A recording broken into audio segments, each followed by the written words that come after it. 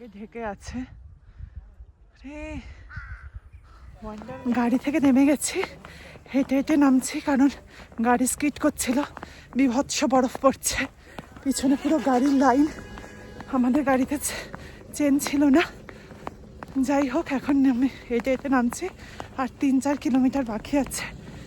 Driver দাদা, এই driver সবই একসাথে।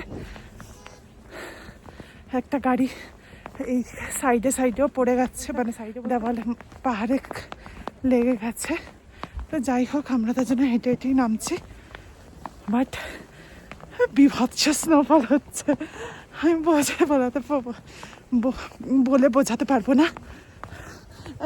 ওর অবস্থা দেখো, যাতা।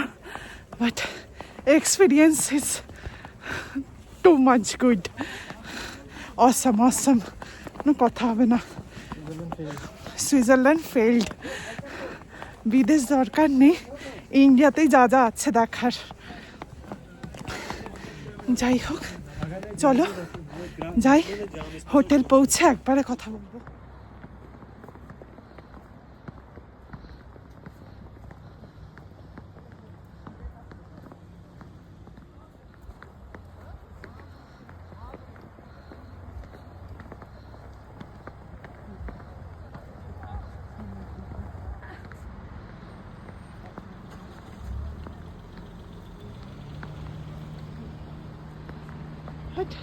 হেঁটে হেঁটে নামার এক্সপিরিয়েন্সই আলাদা।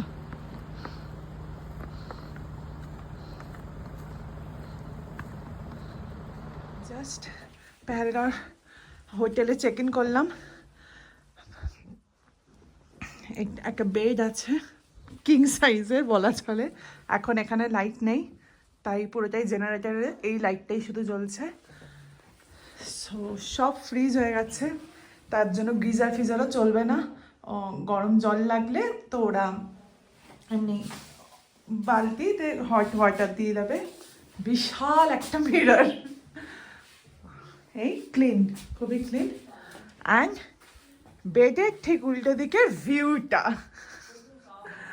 লুক, অসম ভিউ। তো গুড, প্রচণ্ড বরফ পড়ছে, মানে স্নোফল, মানে অস্বাভাবিক স্নোফল হচ্ছে। এখানে একটা বড় মিরর আছে। এখন চা বলেছি, এইদিকেও ভিউটা দারুণ, চারিদিকেই স্নোফল।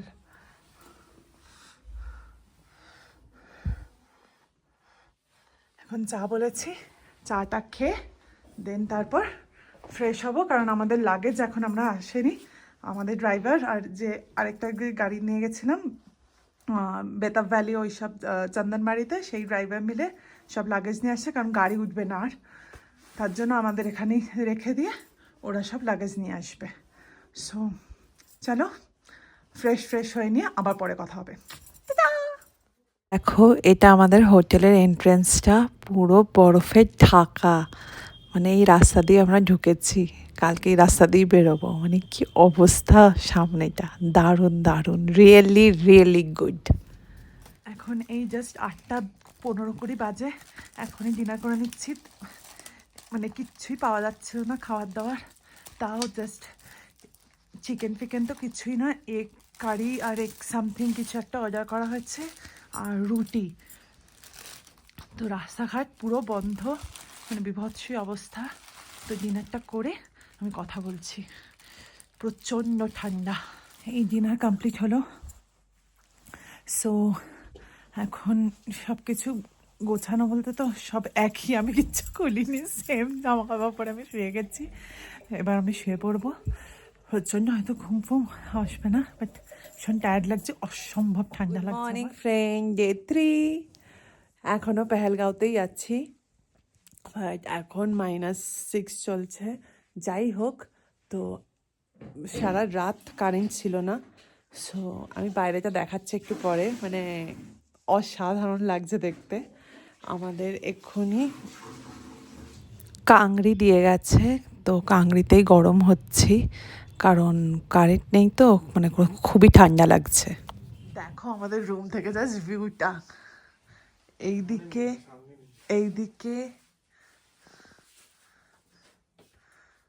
হ্যাঁ, পুরো সিনেমাটিক ভিউ লাগছে, মানে কিচ্ছু দেখা যাচ্ছে না। রিয়েলি রিয়েলি অসম।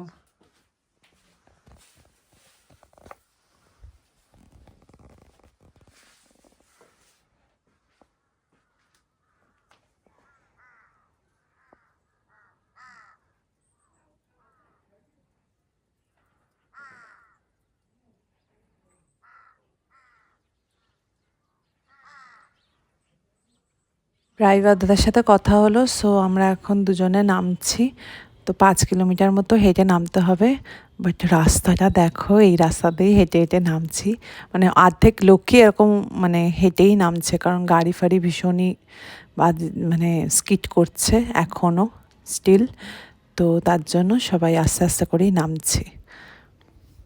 চলো নিচে গিয়ে আবার কথা হচ্ছে। আমরা হোটেল থেকে চেক আউট করে গেছি অনেকক্ষণ, তারপর 5 কিলোমিটার হেঁটে এসে আমরা এই গাড়ি পার্কিংয়ে এখানে এসেছি। জানি না রাস্তা ক্লিয়ার কতক্ষণে হবে, তো ট্রাই করছে আজকেই নেমে যাওয়ার। তাই না, গাড়ি যেখানে ছিল সেটা নর্মাল, কিন্তু আমাদের গাড়ি ফাড়ি পুরো একদম বরফে ঢেকে গেছে। ফল এখনও হয়ে যাচ্ছে কন্টিনিউয়াসলি, কাল যখন থেকে দুপুর থেকে শুরু হয়েছে এখনও হয়ে যাচ্ছে। সৌরভ আর ড্রাইভার দাদা গেছে রাস্সি আর চেন খুঁজতে, তাহলে বেরিয়ে যাওয়া যাবে। কিন্তু কি অবস্থা চারপাশ, সব কটা গাড়ির কি অবস্থা। আমার পিছনে এই যে দাঁড়িয়ে আছে সেটা আমাদের গাড়ি, বাদ বাকি কি অবস্থা, যা তা কন্টিনিউয়াসলি স্নোফল হয়ে যাচ্ছে। শুধু একটু শ্রীনগরটা পৌঁছে যাই এখন, এটাই ব্যাপার। যাই হোক, ট্রাই তো করা হচ্ছে, সবাই মিলেই ট্রাই করছে। রাস্তা এখনো ক্লিয়ার হতে, পুরোপুরি ক্লিয়ার হতে বহু টাইম দেরি আছে। তাও তোমাদের ভিউটা দেখাই, ভিউটা তো অসাধারণ, সবই মেঘে ঢেকে আছে। রে ওয়ান্ডারল্যান্ড পুরো, মানে চারিদিকে বড় বড় কন্টিনিউয়াসলি স্নোফল, দারুণ দারুণ। আমরা রাস্তাতেই আস্তে আস্তে একটা জায়গায় একটু খেয়ে নিয়েছি আলু পরোটা। আজকে স্যাটারডেও আছে, তো তার জন্য আমাদের ভেজ ডে আজকে। আলু পরোটা আর একটু চায় ফায় খেয়ে নিয়েছি, দেন ট্রাই করছি বেরিয়ে যাওয়ার। কি হয় আমি তোমাদের। সৌরভ আর ড্রাইভার দাদা মিলে ট্রাই করছে যে চাকায় একটা রাস্সি বেঁধে যদি আস্তে আস্তে করে নেমে যাওয়া যায়, সবাই তাই করছে। চাকায় রাস্সি বেঁধেই এখন আস্তে আস্তে করে নামছি। তো কালকে এই রাস্তা দিয়ে গেছে, অন্য ভিউ দেখেছি, আজকে পুরো অন্য রকম ভিউ, মানে রিয়েলি।